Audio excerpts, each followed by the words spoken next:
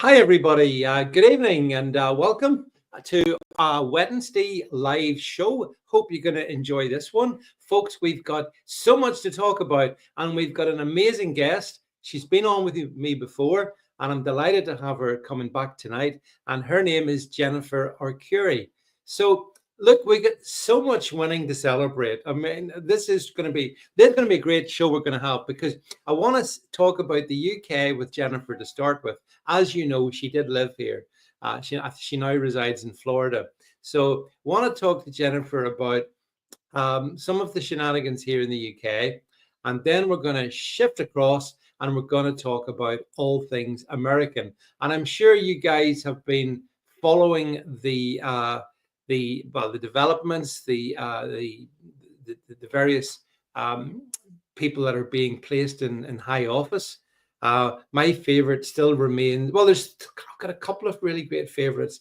The Department of Government Efficiency, DOGE, with Elon and Vivek Ramaswamy seems like just brilliant, just absolutely brilliant. Are they going to, boy, oh boy, are they going to have such a tough time when they sack, hopefully, about 75% of all the government employees. So it's going to be good fun. So all I would suggest is just sit back and relax and enjoy the next 60 minutes or so. I can see our guest is arriving. She's sitting there in the background. Yes, I see you. So look, as I said, this should be great fun. So we are so much to talk about. In fact, look, let's just bring Jennifer in to start with, and then we'll talk. So, hi, Jennifer. Hi. Hey, Jennifer, it's great to see you. And you know something, we were talking just before we came on air about what are we going to talk about? Well, the answer is there's so much to talk about. But and because you've been both sides of the Atlantic, you're like the perfect person to talk to. So Aw. I wanted to say, Jennifer, first of all, I'm sure you're very upset, as am I, at the news that the Guardian newspaper, yeah, they've taken themselves off X/Twitter, and I guess you're as brokenhearted as me about that one.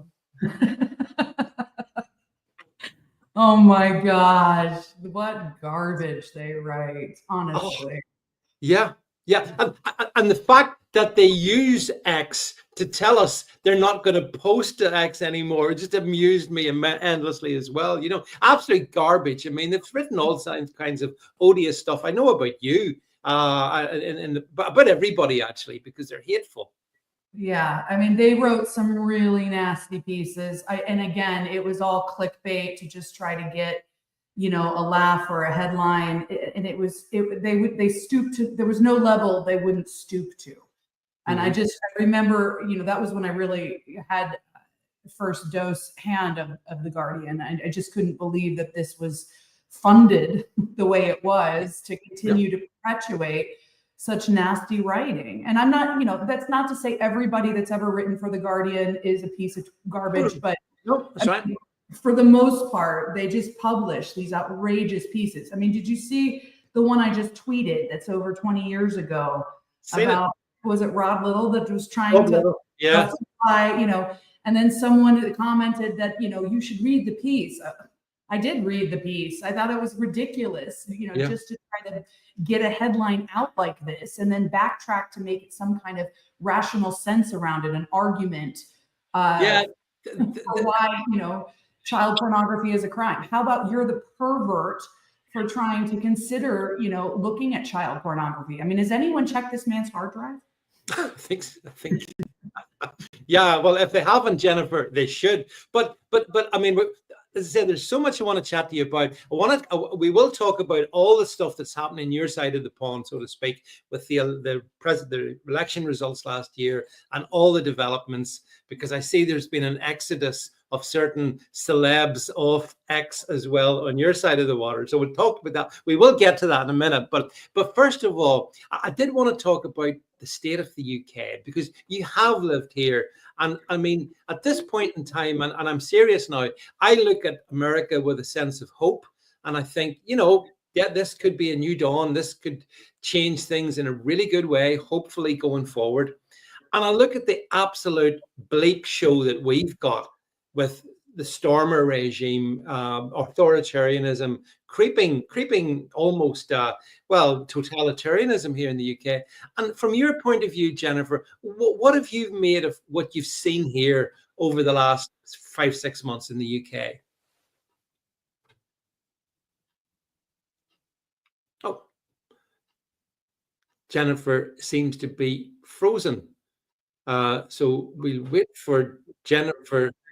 She's back. Jennifer, you there? They don't even want us talking right now. Look at this. Yeah, Joe Biden. No, it's Kamala. We're going to get to Kamala too, by the way. But yeah, so UK. I mean, what do you reckon about what you've seen over here, Jennifer, this last 5 or 6 months? I want to start by saying, guys, I haven't left. I mean, I'm here for personal reasons right now. Ever since that scandal hit. Yep. Still very much, you know, a part of the UK, and that's why I keep speaking, because they put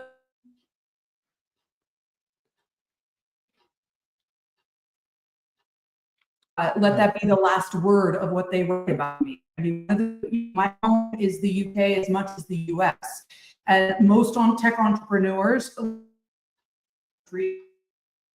Yeah.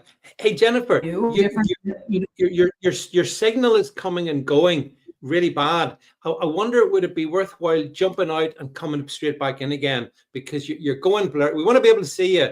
You're a bit blurry on it. I'm not sure what's happening with your broadband. Do you want to just give it a try, and I'll just fill in. Just pop out, come back in. Hopefully, it'll all work itself out. So yeah. So it's, as we say, the probably Sir Keir Starmer has told the three-letter agency, stop him criticizing us. Do not criticize the UK government. Right, she's back. So we'll bring her straight back in. Jennifer. Yep. Hello. Hello. It's been a long time since we've spoken, hasn't it been? So, sorry. Yeah, no worries. So I mean, we've got this terrible left-wing socialist globalist scum government in place, and I mean, what do you think is going to happen here in the UK? Well, I mean, I've been very vocal about my distaste of this government. I mean, there hasn't been a single decision they've made since entering power that has made any kind of coherent sense. If anything, they seem to be working against the people, and we all see that. And as I was saying before we got cut off, I mean, my heart is there just as much as it's always been, and I refuse to leave on this principle. You know, if I pack up and leave and stop speaking and take my business and my, you know, my investments and everything I've done there, then I let them win. Yeah. And this is precisely what we cannot let happen. So, you know, we're looking at this administration that's come in and has made a bunch of decisions against its own people. And it's only a matter of time before we all have to eventually stand up and say, okay, enough's enough. Stop the coercion, stop the threats. We are not putting up with this anymore. I think Keir was selected to be the destructor. I mean, what better person? There's obviously, you know, very little people more evil than this man. And I think we're now seeing his true intentions. I can't believe the amount of people that just gobbled this up and follow him. But I think even they are just lost. I mean, lost and confused. And I think they are. The media has done such brainwashing. You know, the one thing in the UK that I've spoken about before is how centralized it is. So it's a smaller country. So, you know, the media and the brainwashing, the spell casting is much more centralized. Where you see in the US, it's this massive country with lots of different regions and different, you know, ways of thinking. That's not to say that everybody just, you know, follows blindly in the UK, but I think that's been one of the major hurdles in waking up people. Now that we're seeing this guy, you know, full guns blazing, just deciding who and when he can imprison and what's allowed to be said online, more and more people will start seeing what other decisions he's making as being, you know, counterintuitive to the whole message of prosperity and freedom. I mean, no one in history has ever taxed its economy into wealth or prosperity, right? And yet that's exactly what's happening to the people. I think the decisions that have been made recently on small businesses, I mean, we talk a lot about the farmers and everything, but the small businesses, I mean, they are literally driving out entrepreneurs. all the good ones I know have already left. They're not going to sit there. I mean, UK may be their home, but to sit there and take this like some kind of abusive relationship. And I think we should all, maybe we don't have that luxury of packing up and leaving, but and so we have to stand and fight. And while I may not physically be there right now, because I can't be, I really can't be, but that it doesn't mean that I won't, sit down either. I mean, I want to call out these bastards just as much as anyone. The media and the politicians are all in on this together, this kind of controlling the narrative to which they spoon feed people to keep them under control, right? Well, it's interesting, Jennifer, because I mean, you're an entrepreneur and fully understand business. I spent my life growing my own business. So we understand that if you're going to grow business, you basically do the opposite of everything that Starmer and his regime are doing. So all I can see is, I can't see how business can flourish. And all I can see is the state sector growing at the expense of the wealth creating sector, entrepreneurs fleeing, and it's going to be a disaster. I mean, we can see it, but the media, you talk about the media, the media don't they don't spin it that way, do they? It's all about, a brand new start after 14 years of conservative failure, which we did have, I think, by the way, but not in the way that they're selling it, So I don't see how business in any way in the UK is going to prosper, and I cannot see growth. Can you? No, it won't happen. They'll shut down, and you're just going to chase entrepreneurs. I mean, they're looking every way to pick on me. They did so with the scandal. They continue to do so. I have to keep fighting back and standing my ground, because I find it really offensive the way that they use bullying tactics to silence you. They don't like what you say, so they'll find a way to make sure that you stop saying it. And if they don't go for this, they'll go for that, and they'll find a way to kind of shut you down. And we are seeing that firsthand.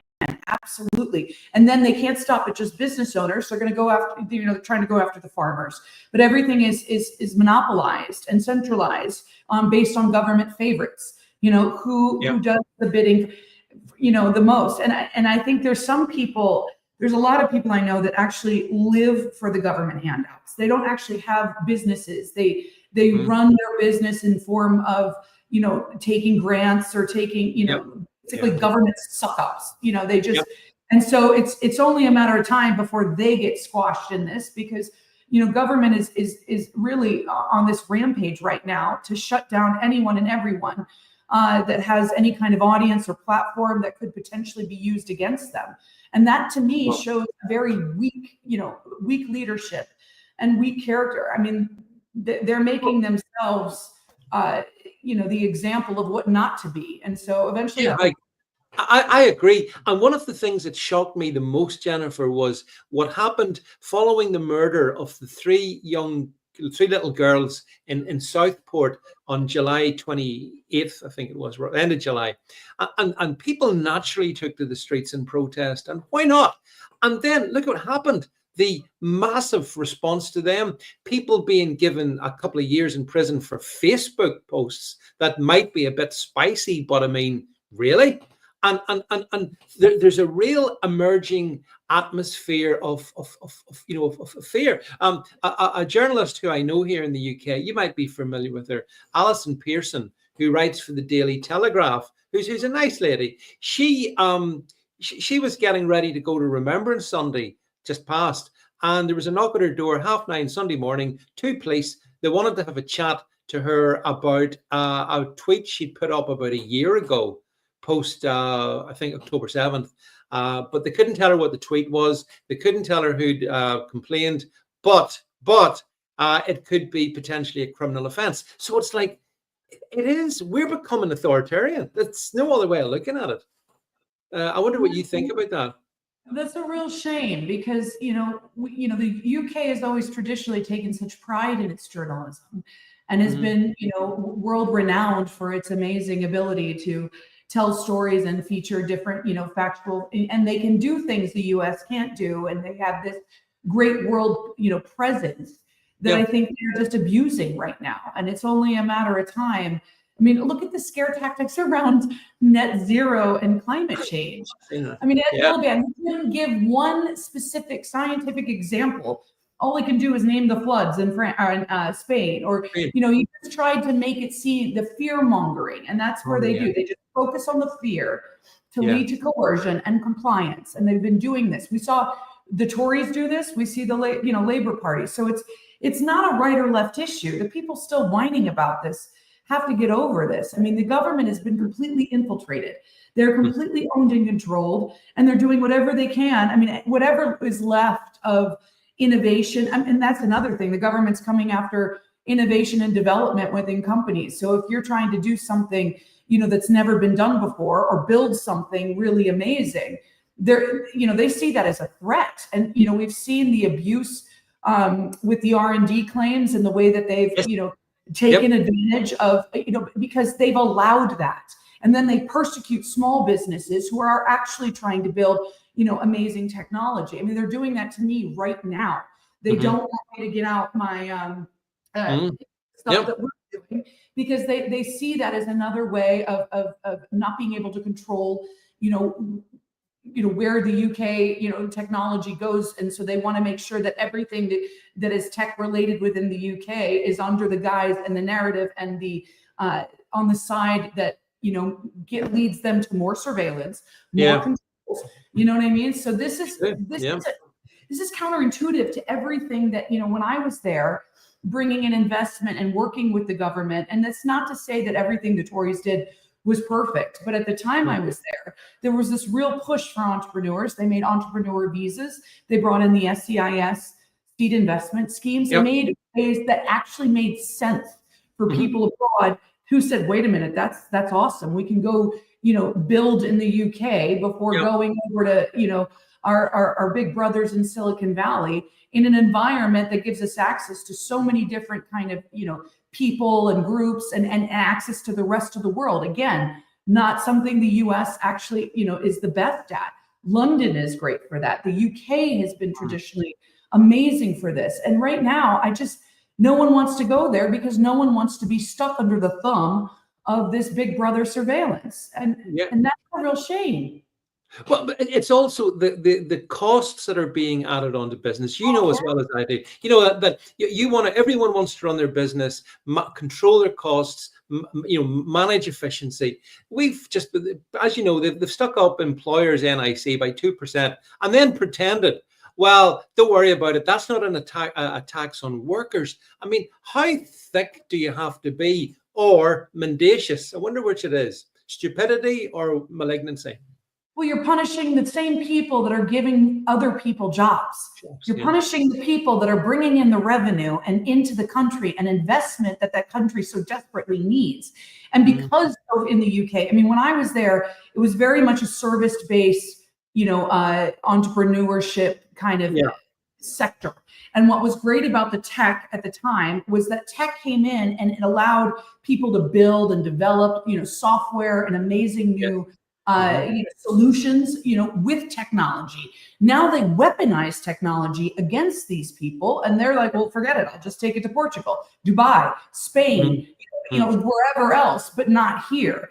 And this is what we're seeing. So you're going to see a bunch of service-based businesses that can't keep up, because they're not able to innovate, and then they're being taxed out of the oblivion. They can't hire new help, whether it's PAYE or contractors, because of the way the government is scrutinizing them. And I think this is an absolute travesty. It undermines everything that we were doing, years back, and the things that I was so passionate about with being in the UK. Now, I refuse to pack up my business, because I want to make a point to stay around, because I know this country can turn around. I've seen it.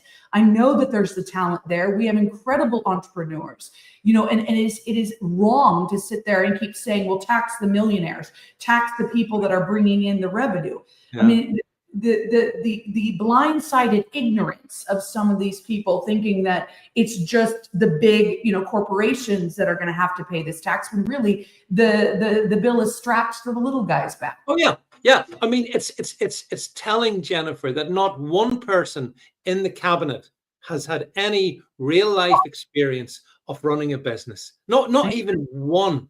I mean, that tells you all you need to know. I mean, that's how they get away with stuff like raising the minimum wage for 18 to 20-year-olds by 20%, 20%. And all of a sudden, people that employ young people like pubs and, hospitality business, all of a sudden they're going, we can't take a 20%, wages hike. So we're going to have to let some people go or put our prices up. And the clowns in government just do not get it.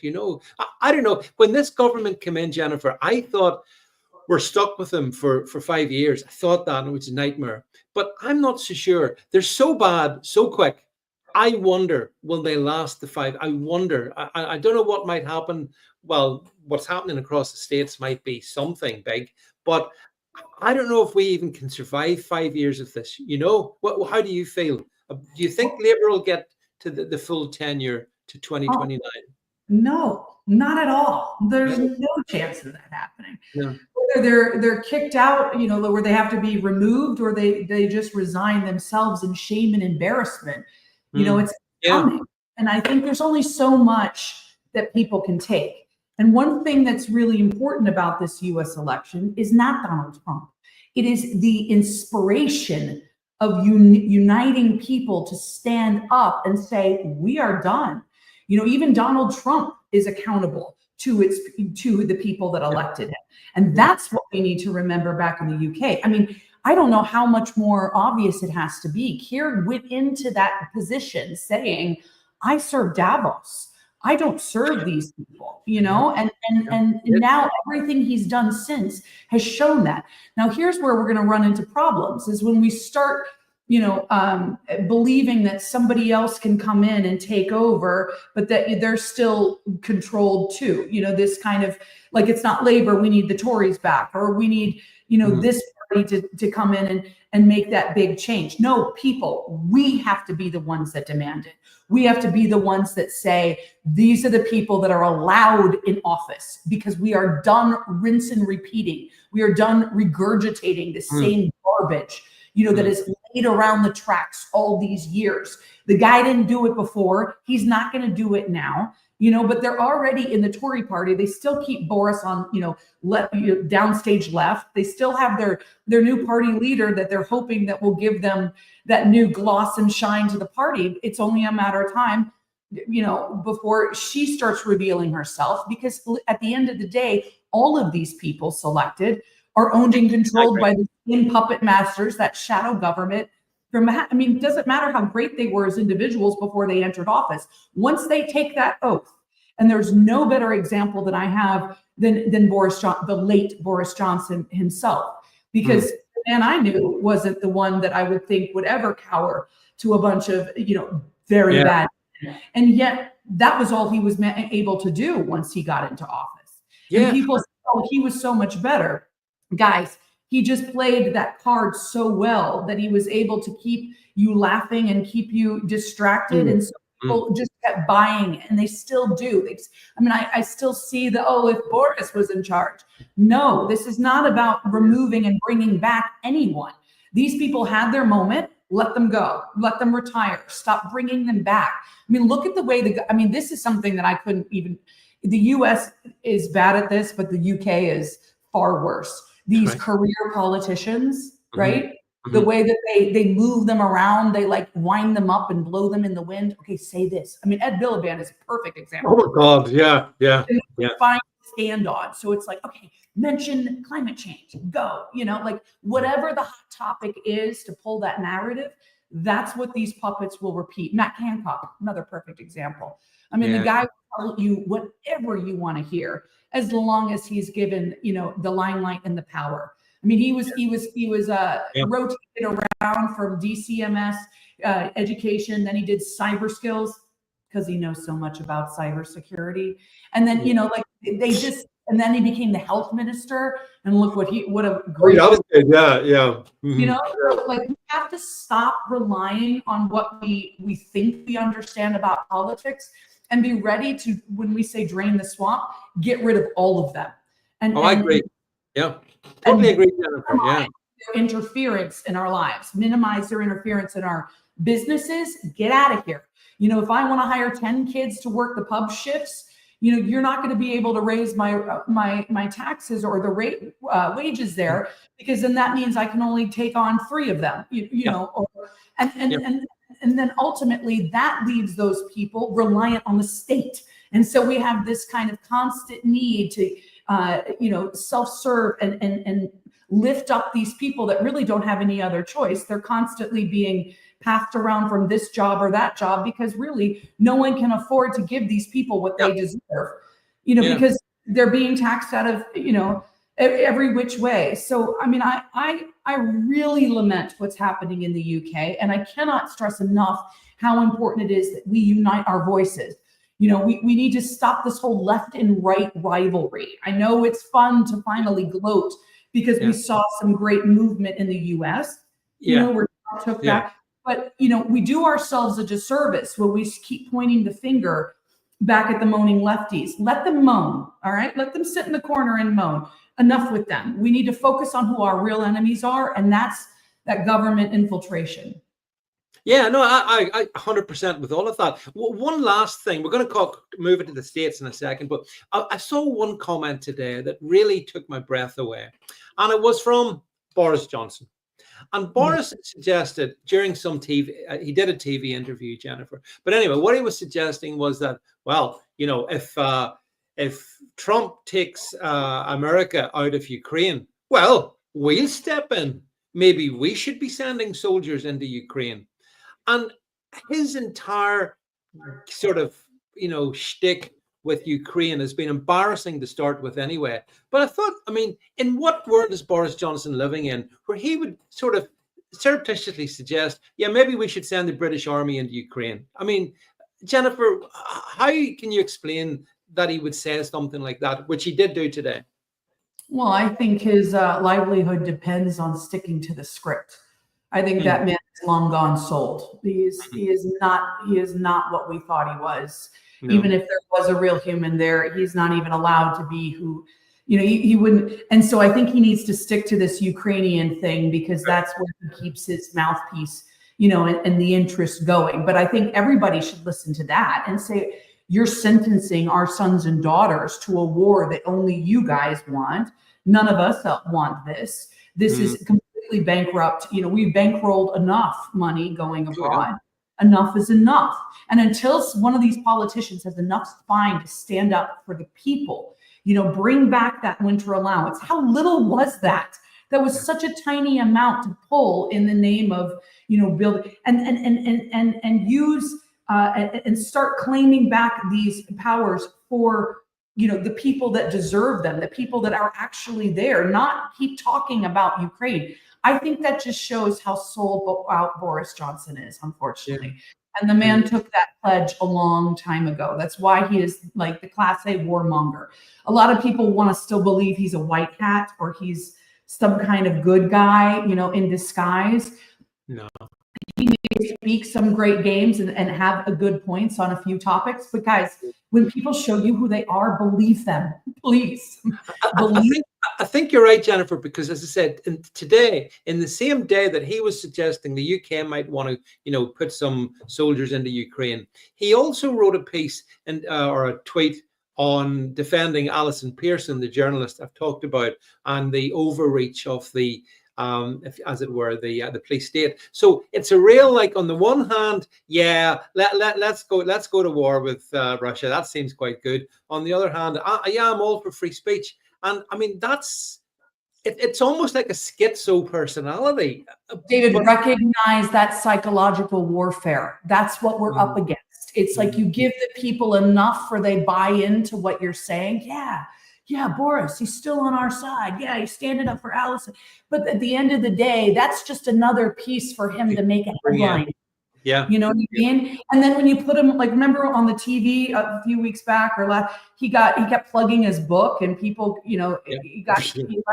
I mean, again, he was trying to engage and be on this, you know, center stage while plugging himself, you know, trying to make out like he's still a good guy, even though he had some points on Trump and they were trying to, come after him on that. But I mean, he's flip-flopped both ways for Trump. Like, he can't make up his mind.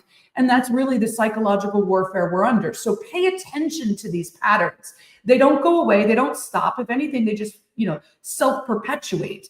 You remember a few years back when Boris was like their little puppet? He was like, now he's in Kiev. Now he's back in London. Now he's here. Yeah. And I was like, really, what are they trying to do here? But they're using him as the ultimate cheerleader to kind of, bring in that support, because, a lot of people give him support for X, Y, and Z, things he said, right? So this is why we need to be extra vigilant, with what's going on. And the same in the US as well. I mean, you want to talk about I also, Jennifer, we're going to wrap up on Boris, and I want to get away from him. But one other thing I saw, I see so much stuff. I see way too much stuff. But I saw some conservative shills suggesting that with Trump in the White House and Starmer in Downing Street, we need someone to bridge the gap, someone who can be I know. Yeah. And they were suggesting that Boris would, because Nigel Farage has obviously positioned himself a bit like that. Not that Stormer will have anything to do with it anyway. But I saw conservatives saying, no. Boris could be our man. He could be the transatlantic diplomat, Jennifer. I mean, what do you make of that pile of rubbish? Well, it reminds me of when they installed him as foreign secretary. Right? Because that role was the kind of splitting role for the UK. You travel around, you get to, so he's done that well. And so they're obviously, to me, that is a direct indication that they are concerned about the relationship with the special relationship with Big Brother, right? Special. We are very much special. Our countries are aligned in more ways than people know. And I think it's very obvious that inserting Boris into some kind of position, I hate calling him Boris. It's not Boris, it's Johnson. I know. And I call him You're Johnson. Right. They insert Johnson into this because they know that Johnson has that star power they so desperately need. I mean, no one even wants to greet Keir at these events. They just look at him like a piece of vermin that needs to be squished like a bug.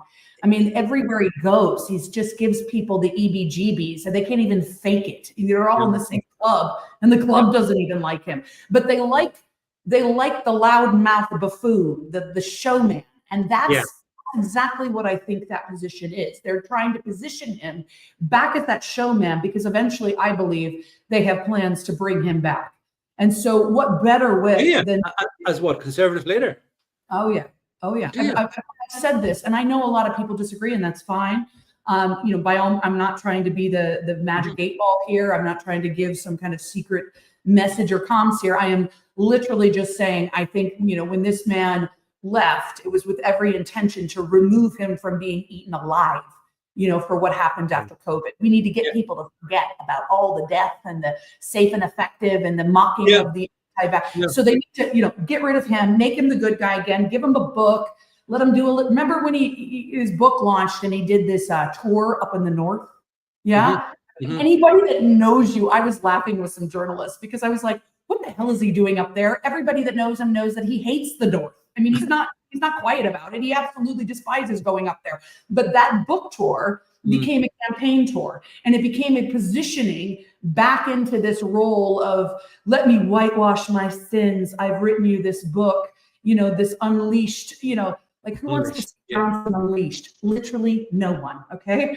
Take it from me. So no one's buying this book. Obviously it's horrible.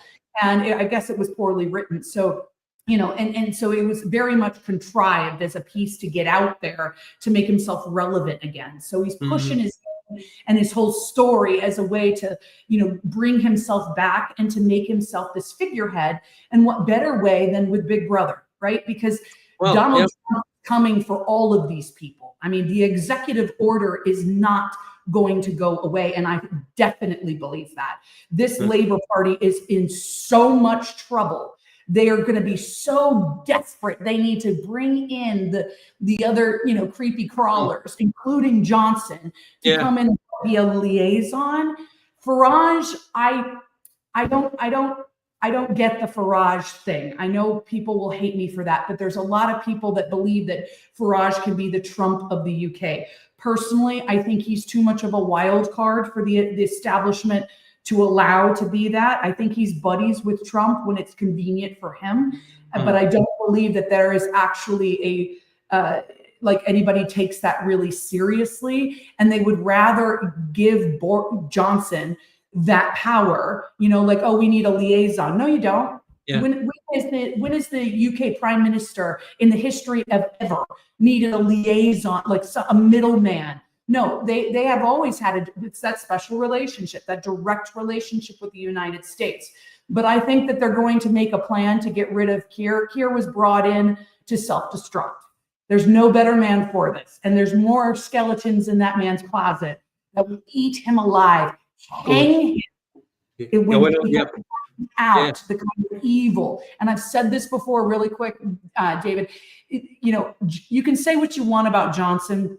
There's a lot of things that we can talk about, emotional weakness, the kind of cowardly nature. The guy kind of shrivels up if someone doesn't like him. He is a man that lives for validation, especially for those who he really cares about. If he doesn't care about you, he doesn't care. But for those that he actually needs the buy-in power for, the man will not function without that kind of validation. Johnson is not anywhere near the amount of evil. And this is not me defending him. This is me telling you for a fact. Emotionally weak, yes. Coward all the way. Crippled by trauma of his past. Mommy issues. Lay it all out. But Keir Starmer is next level. It is a certain kind of evil to him, insidious evil that only that man, was installed to do. And that's what I think he's performing for the people. They use Johnson as their puppet, and maybe maybe Farage does have some, future yet. I hope that man is genuine, but it's very hard to say for certainty when we look at who he surrounds himself with. And, there's been a few backpedaling on issues. There's been a few things that I think people just haven't exactly really rallied behind. But I think the importance of Farage should not be underestimated. And all those Farage supporters out there, don't freak out, because I don't want to undermine what he has stood for when, you've had protests and people looking for someone like that to speak. I don't ever dismiss that, because again, it's the power of the people. We need to stop giving that power back to these creepy crawlers, and we need to reclaim it ourselves. Okay, well, talking of the power of the people then, we saw the power of the people last week in the USA.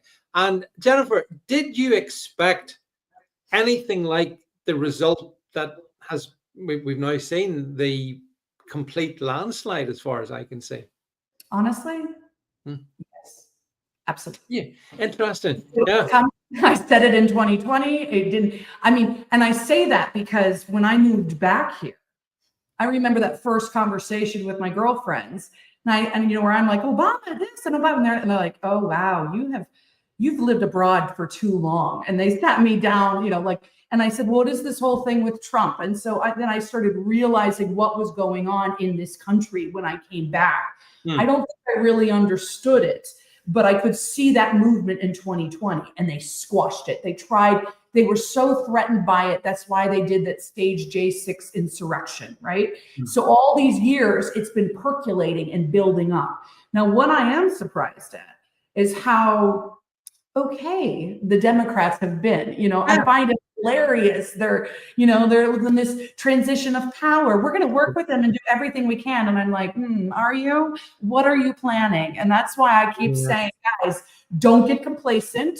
Don't get comfortable. These people are still elected officials, Trump or not. He is still accountable to the people. And every single person he's appointing, we have to make sure with vigilance that are acting in the best interests of the people. Now, Trump has this way of shining a light on the most corrupt individuals. That's part of his game strategy. This is what he's done. And a lot of people give him slack for this. And I understand. And I don't, I said on my channel, if you're skeptical, stay skeptical. That you don't need to put your blind faith into anyone. And the last person worst thing is Donald Trump. What we do need to do is pray for the man to make sure that these intentions stay, you know, back on the people, right? I don't care that he drinks Diet Coke, although I find it very weird. Why hasn't RFK or someone sat him down with the dangers of Diet Coke? It's bizarre. Yeah. But, you know, like my personal opinions of the man and his decisions are irrelevant, but he is, you know, he is that figurehead. He's that role that has inspired so many people that have now said, you know what? Yeah, American first. It's okay to say it. And we're proud of our nation. That's the kind of movement we need to capture. And that's the contagion that I believe that will follow. And every other one of these politicians better take some notes, because that's where your people are going. Like it or not, right or left, doesn't matter. The people are tired of electing puppets that serve some other slave master. And then it goes for Donald Trump as well. I mean, David, it has been so bizarre how okay the Democrats and everybody has been. And that's why you think something's up there. I mean, we all thought there was going to be riots. There was going to be, you talk about insurrection, there was going to be, and of course, there's still a distance between now and Inauguration Day. But so far, I mean, it all seems to be they've just completely accepted it, which is weird. I mean, I wasn't expecting that at all, Jennifer, but that's how it is. I mean, he met Joe Biden today at the White House. I saw that. And it all seems to be very amicable. So I don't know what but do you think the Democrats then were expecting to basically have their ass handed to them on a plate the way they've had? Because, you know, I mean, Kamala had J-Lo, she had Robert De Niro. How is it possible that she lost the wishes, the support of the American people? The people see right through that. And I knew that's exactly why she had to pay all those people, because people don't care. I mean, we're still begging for the Epstein list.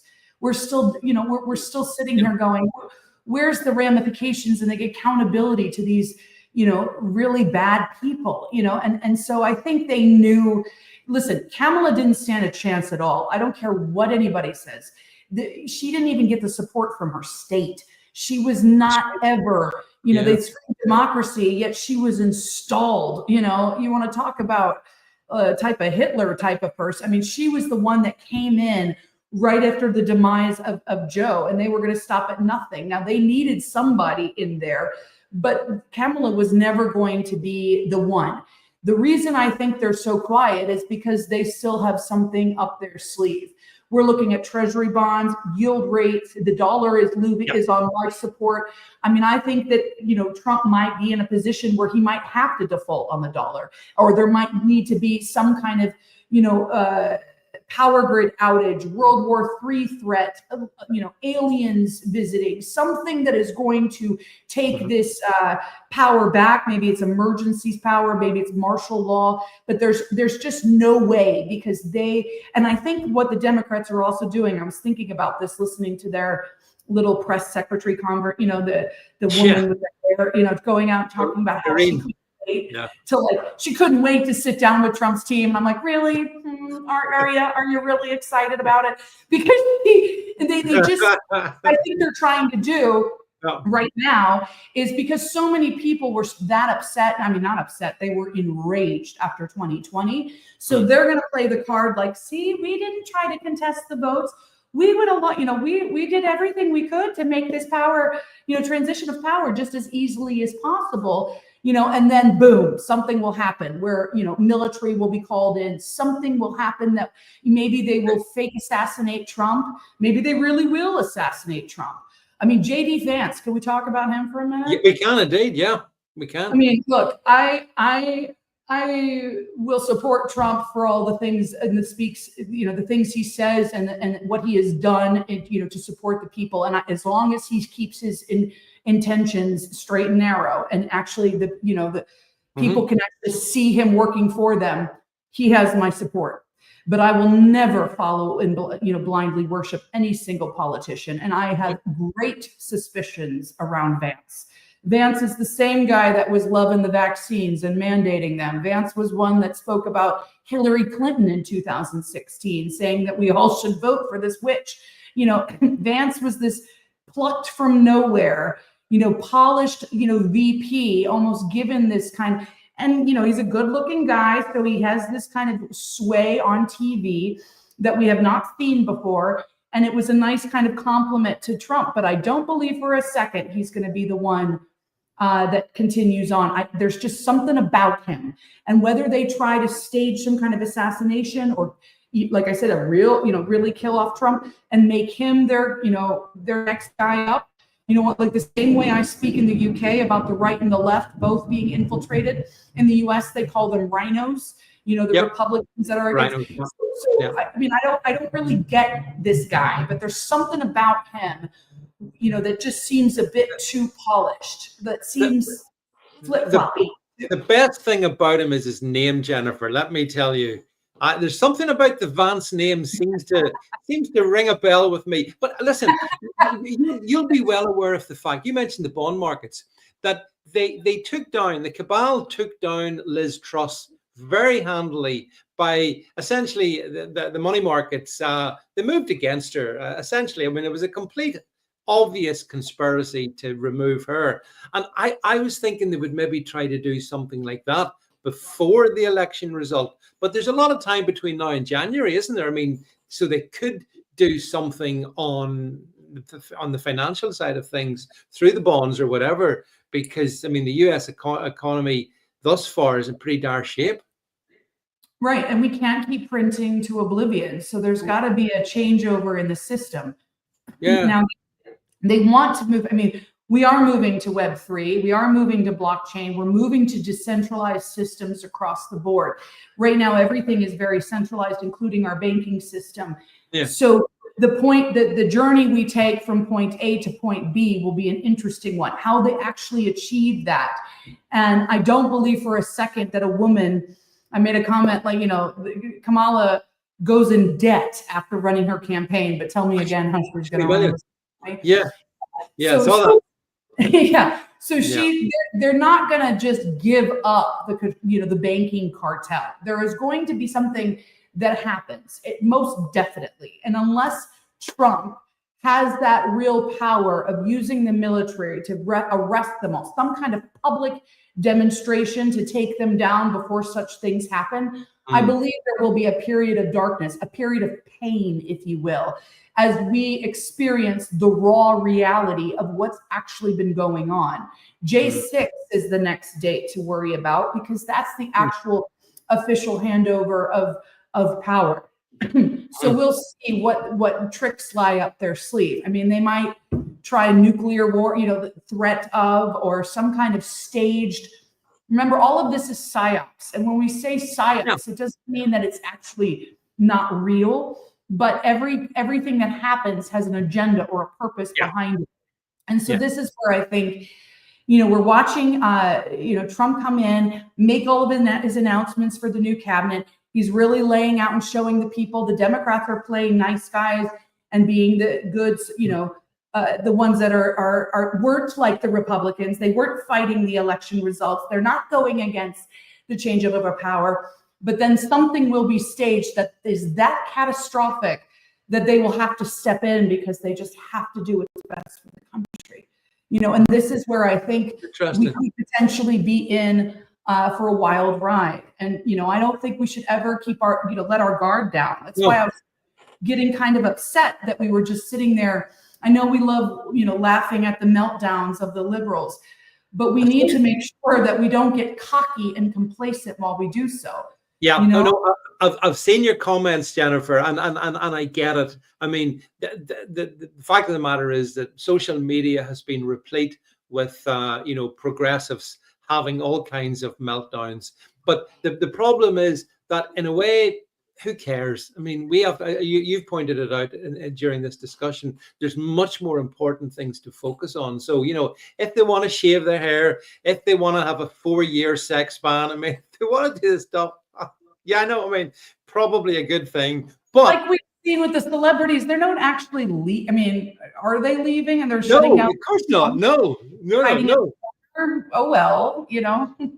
But I love the fact that the American people do seem to have seen right through this, Jennifer. You know, they do seem to have the celebrity cult seems to me to be absolutely blown apart in a way that, you know, Taylor Swift, she's endorsed Kamala, so it's game over, and it turns out absolutely just not a thing at all. So I mean, I think, tell me this, do you think the cult of celebrity is bigger in the States than what you've experienced in the UK? What do you think here in the UK? Do you think we care as much about what celeb thinks about topic A? No, I mean, I've lived in both countries long enough to see that. But, you know, then they would say, well, like our celebrities are like our royalty, you know, where it's this pride into this tradition that we've owned and controlled. You know, Hollywood, it makes the best movies. If you really want to be a star, you have to be in Hollywood. I'll tell you, I've been to Hollywood. It's a nasty, disgusting place. I mean, I couldn't stay there if you paid me. That's why I left. I mean, I found it much more satisfying in London, where you could actually, you know, get involved with legislation, be right there in the Houses of Parliament. You could be, you know, interjecting and involved and meet your politicians, your MPs. I found that so much more refreshing. And I even met, you know, meeting the royals. I mean, that was kind of cool, right? Although we found out about Andrew. Yeah. But, you know, like just the way that the people are kind of, you know, cannibalizing or turning on the royal family, you know, they're calling out the precancerous cells. They laughed when, you know, mommy wrote a check for 12 million, even though the guy never met this girl. And then, you know, Charles, you know, so we're now turning that page, and that's a really important role for people like Trump and, you know, all of these, you know, leaders of this new administration to take on, because the people are expecting accountability, you know, not just from celebrities, from the pharma fraud, from the other, you know, the money laundering, you know, we call foreign aid. Let's talk about Elon for a second, because Elon, I believe, you know, whoever Elon was in the day, I'm not sure that's the same person. And I don't for a second believe this whole, you know, Neuralink, you know, like, you know, there is, the technology can be used and weaponized for good or for bad. Yeah. So the role of Elon is very important right now. You know, again, not to be blindsided and be like, oh, Elon, I love you, you know, and spend our whole days tweeting at him because he's just so amazing. I think the role Elon had in buying X and allowing people to start speaking out. Yes, I think there's something fishy, almost credit score-like with the way that they monetize their payments. I would argue that that's not actually a good thing that's happened on that platform, because it's just perpetuated clickbait and a lot of people stealing content from other people and making up things. So, you know, and I see through a lot of that, guys, too. So it's not that I look there and think, oh, wow, Elon, you're so amazing. Thank you for freedom of speech, because it's not free. It's not free. The algorithm will shut you down. There's definitely a boost factor for their favorites. And as long as, again, you toe their line, you can make some crazy money. I mean, the money thing does not make any sense. The way that they pay I agree. It doesn't. Totally agree. There are accounts that are far smaller. I just see the way that that is kind of hoard around, and you know, I at the same time recognize the role of the billionaire entrepreneur who is creating real innovation. You know, you may not like Neuralink. I don't like it. It's not something I want in my brain. But all the things that, you know, that the media would call achievements, you know, the SpaceX, Tesla, all these things that, you know, and they're celebrating that, and they're putting it under the guise of the Elon umbrella. But really what that means is that, you know, which should be for all entrepreneurs everywhere and people, you know, to kind of step up and start creating things again and making innovation that can actually, you know, contribute to society. And, you know, there are really good cases for AI. There's a place for blockchain. There's a place for these things, but it's not in the hands of those guys. Right. And, you know, like my point on the digital, you know, that leads me to the point on the digital ID, because there's this great fight of whether or not digital IDs could be used for voter ID and all this. No, in this system, absolutely not. Take it and throw it out the door. But when we move to blockchain and we get on Web3, it's actually interesting because now you're going in a permission-led world where actually you don't need to have a centralized database, that you can communicate and give permissions as to who and when accesses your data that can never be held somewhere else. It's held in yours, verified and trusted on blockchain.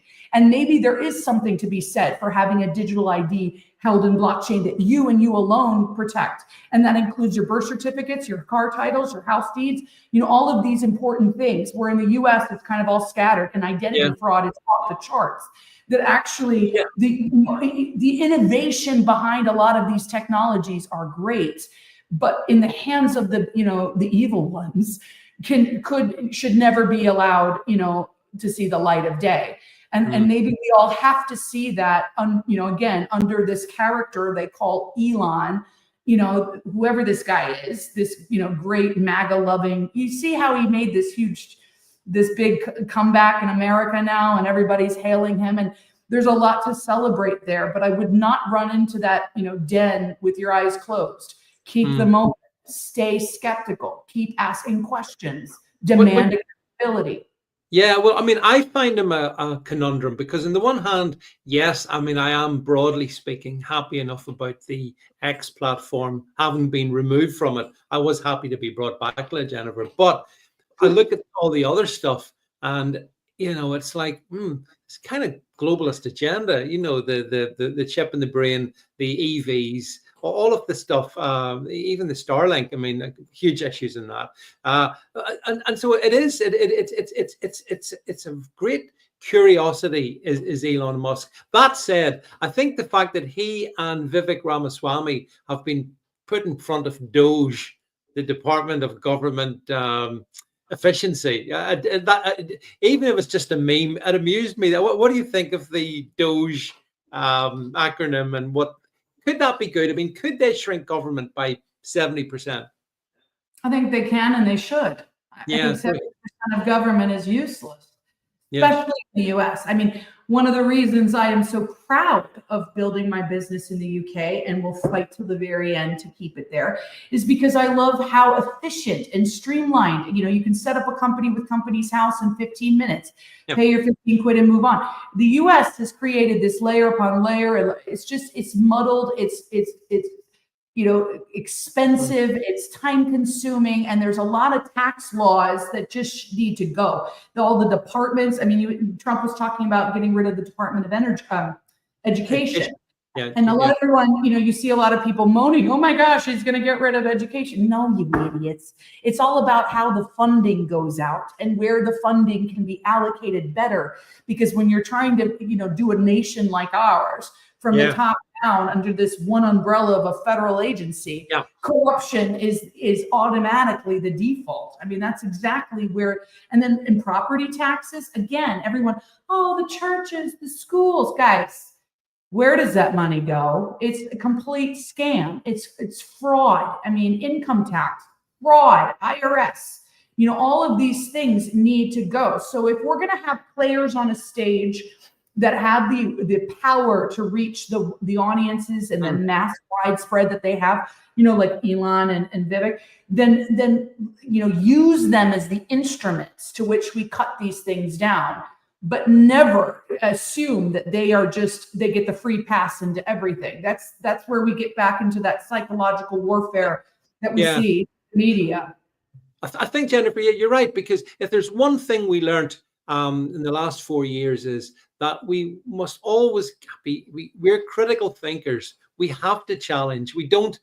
I don't accept what anybody says, to be quite honest. I listen to them and it might be right, but it might not be right. And we don't want to abandon that, benefit that we've had in terms of so many people have woken up since 2020. And that's good.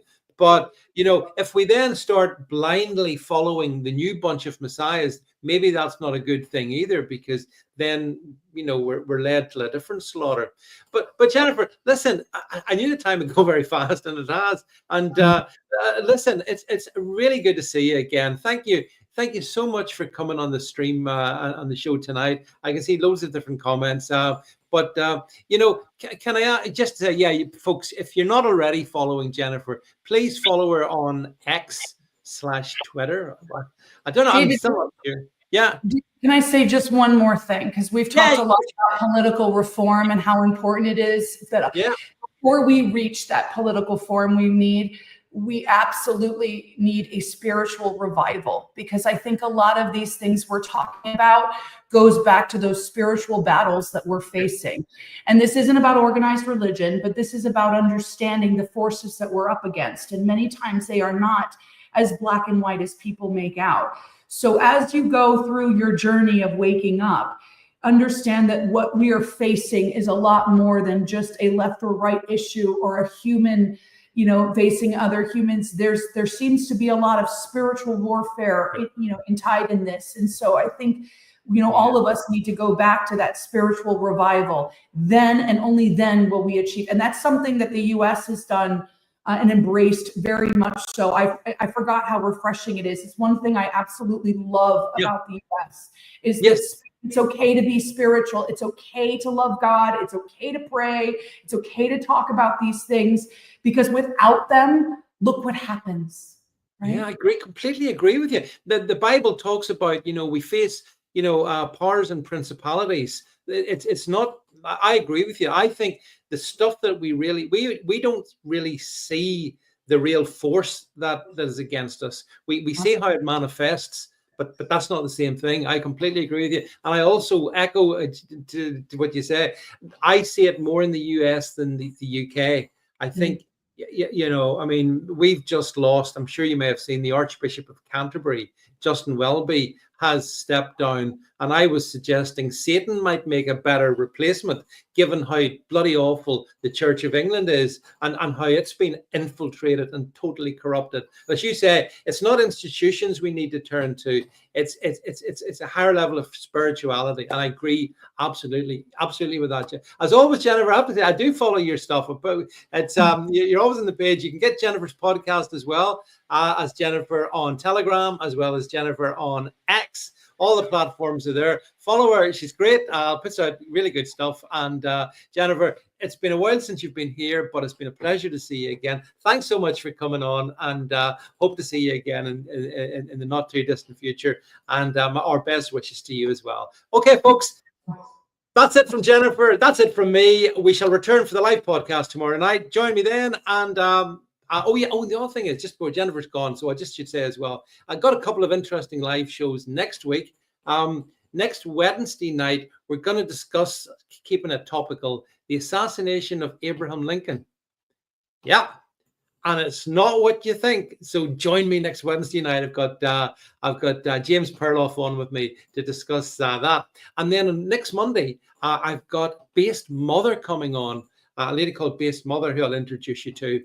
And we're going to talk about the nasty shenanigans that's going on in state schools, the horrible agendas that are being pushed upon our children, and what we need to do to fight back against them. So that's Based Mother Monday night, James Perloff and Abraham Lincoln on Wednesday night, live show tomorrow night. But from me tonight, for tonight, it is that good night.